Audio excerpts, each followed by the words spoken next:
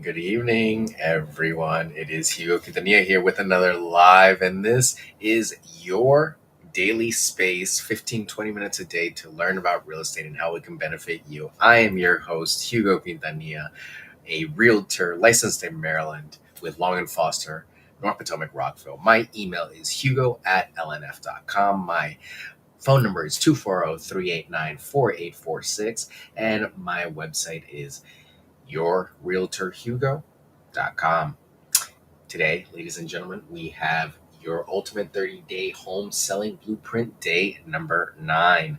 And today we're going to be talking a little bit about documentation, a little bit about warranties, and a little bit about what you can do to give your property the best selling potential possible.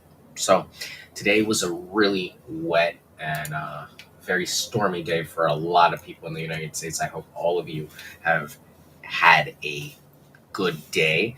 Um, Despite all of that, I've had some amazing conversations today. I really am so appreciative of all of you, because really it enlightens me so much when I get to speak to some of you and you let me know about your plans and what you want to do. And I am so grateful to be a part of it.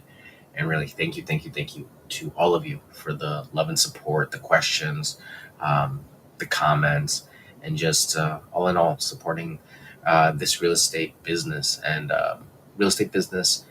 through me, because really I'm here to facilitate your dreams and make your wishes in real estate really a reality. So I am here to serve. If you have any questions, feel free and leave them in the chat. I always do check the chats after the program if I don't catch them live. And yeah, I was actually checking out a few news stories today before we jump into the day that were very interesting. We have, let me show you guys a couple of articles that I was digging into, deciding whether or not I wanted to share them for um, the review for the week. Since time flies, I can't believe we're almost done another week. But this is mortgage delinquency remains unchanged in October. And this was really interesting to see because I started noticing that there were more pre foreclosures and foreclosures coming on the market in the area. So that could be an indicator of some things, but that was to be expected. Some foreclosures, some pre foreclosures were to be expected. It's been a long time since we've seen any. So is this going to cause a shower of foreclosures? No, I don't think so. I really don't. We also were looking at this housing inventory stabilizes in December. That was another big thing that we have been monitoring is the inventory in the market right now. So, lastly, Loan Depot is latest lender hit by a cybersecurity attack. Ladies and gentlemen, if you have not been aware, there have been a lot of cybersecurity attacks. Please be mindful of what emails you open, who you interact with online, and what you pay attention to, what you click on, and where it goes. Sometimes it's impossible, to really do anything about it, and um, you are kind of in a situation where that's all you can do. It's kind of the lay of the land. But you can take action to protect yourself. So, good internet hygiene is a great way to keep yourself protected and also to protect you during a real estate transaction. Something that I'll always teach my clients when we're going through a real estate transaction is actually how to protect yourself, because we hear about these horror stories of a security deposit or um, a down payment being sent to the wrong account or being sent to a fraudster. Like, those are all things that are devastating to any family and are very difficult to get law enforcement to work on. So I digress. Day number 9. Gather ownership documents and collect your property deed, mortgage documents, and any related paperwork establishing ownership.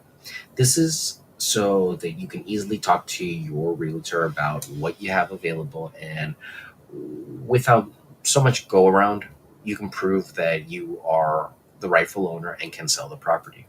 A realtor will always do this on their own accord, or should be doing this on their own accord. But if you already have the documents, everyone's looking at the same stuff, you know what you have, and it really is a lot easier for everyone. Also, the mortgage documents could be of benefit, so having those could help in title work later on. Compile property tax records. Gather records of property tax payments and assessments for the past few years.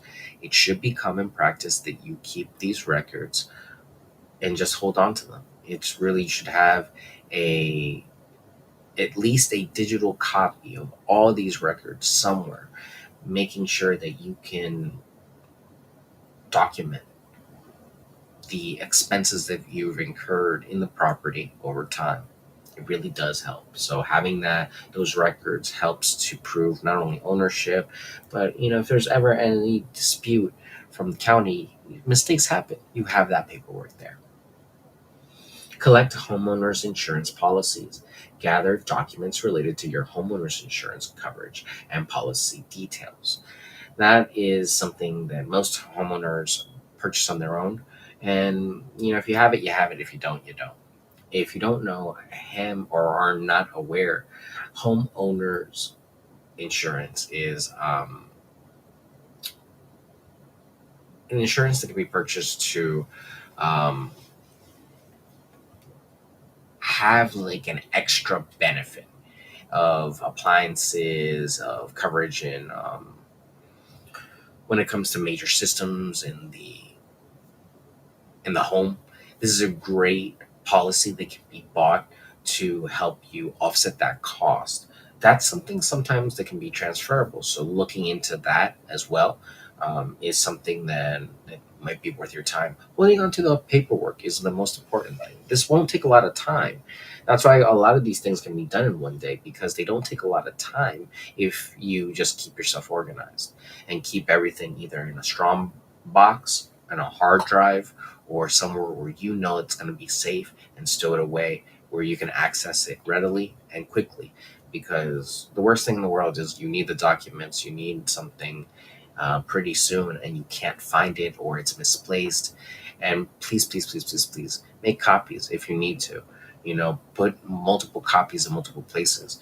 For example, if you're going to be using a digital copy for things, put it in at least three different places: one digital, one physical, and another digital in a different location, because you just never know. Organize maintenance records. This kind of starts sounding a little bit like getting a car ready for sale if you've been paying attention. And really, that goes without saying because it's kind of the same thing. I wish there was a home facts or something like that existed, but we only have the clue report, and that exists with homeowners insurance. And basically it's something that shows insurance companies how many times you've called and you've actually you know asked a question or have made a claim. So the clue report is something that they use, but not everyone has access to it. So hold on to your maintenance records.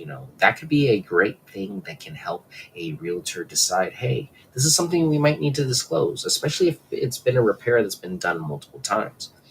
If you've done the repairs, it's a huge selling point to have these things and be able to show them in the documents on the multiple list server. Why? Because you can actually hold some of these companies accountable. And a lot of these companies will be around for the transfer of ownership, especially if you've done the work within a year. So that's a great selling point and peace of mind for a prospective home buyer. Gather utility excuse me, gather utility bills. Collect recent utility bills or records to show your average usage and costs. This is actually something that a realtor will ask you for regularly. They will want to know how much you've spent on the bills because we actually need to disclose this. It's part of the stuff of that comes with selling a home. So having this in ready availability is going to be essential. Um, you can estimate it, but I would choose not to. It's much easier to just look at the bills and get us a tally, even if you have to take your time to do it. Get us a proper number, because that will give the new home buyer a good idea of what's to come and what the expenses could look like. Compile warranties and manuals. Gather warranties and user manuals for appliances or systems included with the property. This is another great way to add extra value to the property. I was saying earlier about that policy. It helps cover damages to major systems. There are also tons of other, insurances and warranties and policies you can buy. The best ones can be transferred, but make sure you're not paying for something that's not going to have a good response. And by that I mean, for example, look at the reviews, and if they say like, hey, they came out and the cost of them actually doing something was more than me doing it myself, you got to look at the cost and reward, because a lot of these services will offset cost, but there's always some sort of catch. So make sure the policy works for you more than anything else. It's got to make sense. I'll always tell you that. Collect HOA documents if applicable. And HOA is a homeowners association, and a homeowners association helps to keep certain rules and regulations in a community. So sometimes there's a community that's part of a homeowners association, sometimes there's not. If there is, you'll have to have those documents ready, and with the most recent packet that you were given, or of the guidebook. If part of a homeowners association, gather HOA docs, rules, and fee information, because a lot of these homeowner associations have fees. If you have condo fees as well, getting those fee records would also be a huge benefit. And getting the proper names of the companies and where they're located and how they're paid is crucial, because that's a huge peace of mind for your closing. You make sure that it's a good transfer of ownership, and it is less of a hassle when you've left the property and then to get that call like a month and a half later. Hey, someone's calling about so and so. We have a fee. Like, is that something that we need to pay? Like, it just becomes so annoying. So avoid yourself the hassle and the issue and disclose it up front, as much information as you can. And work with your realtor on doing that too. Assemble inspection reports. Keep copies of any home inspection reports or assessments conducted on the property. Something that's been highly recommended as of late is been doing a pre-listing home inspection, where you get a home inspector to come in and do a pre-listing check. Basically, does a whole home inspection just like they would for a normal purchaser, and give you a breakdown of what is going on in your property and what it needs to be addressed. What are the major systems that need some repair? What may be coming to the end of term, so that you can accurately price the property. You don't necessarily have to do anything with the report. You can just leave the report where it is and use it as information, or you can take it to heart and really jump in there and make changes. Making changes and looking and making the property tip top can be very profitable, but can also be very expensive. So cost and reward is a huge thing that you got to look at with that. So, again, work with your realtor, measure cost and rewards, see what options you have, and go from there. Gather renovation permits.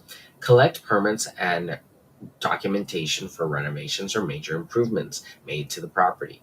If you've ever had any major work done, that's a great selling point if it's been properly documented. If you have the licenses of the people that worked on it, if you have documentation of when it was done, blueprints, any sort of work that was done, or receipts that might help to validate the workmanship and the quality of work of that particular renovation. It always helps. Yes, it's more expensive. I won't lie to you, but it's worth it, because it's a huge selling point when you can say, hey, all this work has been documented. Organize legal documents. Keep important legal documents related to your property, such as legal arrangements or easements. Um, that sometimes is applicable and sometimes is not. But really, more than anything else, if there has been anything legally, agreed upon with your property, you need to address it with the realtor and also the title company. There needs to be a free and clear and equitable transferable title um, to the next party. So to do that, everything has to be free and clear, and you just cannot just have something like an easement or a lien or an agreement that's not disclosed. That can really mess up things later on. That's why title insurance is so important, because if there is any further dispute, you can always come back to the title company, and it's their responsibility to look over that work. So to recap today, guys, the um, 10 things you can do for day 9 on collecting important documents related to your property, including maintenance records and warranties. The 10 things were gathering ownership documents, compiling property tax records, collecting homeowners insurance policies, organizing maintenance records, gathering utility bills, compiling warranties and manuals, collect HOA documents if applicable, assemble inspection reports, gather renovation permits, and lastly, organize legal documents. Collecting these documents will provide potential buyers with valuable information about the property's history, maintenance, and ownership, instilling confidence in their decision making during the home buying journey. And that's what it's about: confidence. If I can look at your home and confidently say, man, this place looks great, the work was done by a reputable person, there's permits, wow, it can sell for sky's the limit. And it really can make all the difference. So think about it next time when you are doing renovations in your place about these things. When you are working on anything in your home, document, document, document, document, and hold on to those documents for a long time. All right, they are definitely coming to play and help out when you comes time to sell. For tomorrow, we are going to have day 10, which is prepare a list of questions and concerns to discuss with the realtor during their evaluation. And that will actually prepare us for week 3. That's going to be week 3, decision making on renovations and preparing for the move. So, there are a lot of questions that you might have at this point. Okay, how much is the realtor gonna, take? I've prepared the property, I've done so much, how much is this, how much is that? You've probably learned a lot by this point, working through the plan and talking to stagers and contractors. So people have already started to get you knowledgeable about the industry and how it works. Make sure to interview, make sure to talk to a lot of different realtors, and take your time, because more than anything, working with a qualified realtor that knows your area is essential to doing it right. It could take longer working with a poor choice, so be careful, be weary, and take time to invest in getting to know that realtor, because it can make all the difference.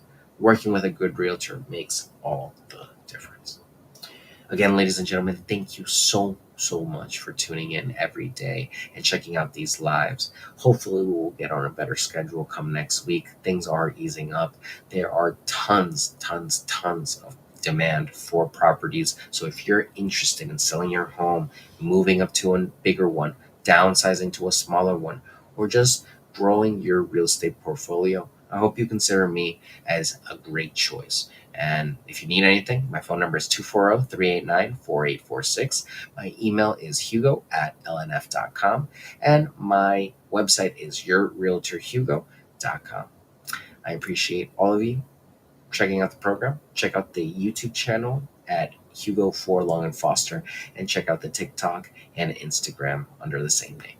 I appreciate all of you. Take care. Have a great evening. Be safe out there. Tomorrow morning it's going to be probably wet again, and I will see you again tomorrow. Bye. Bye.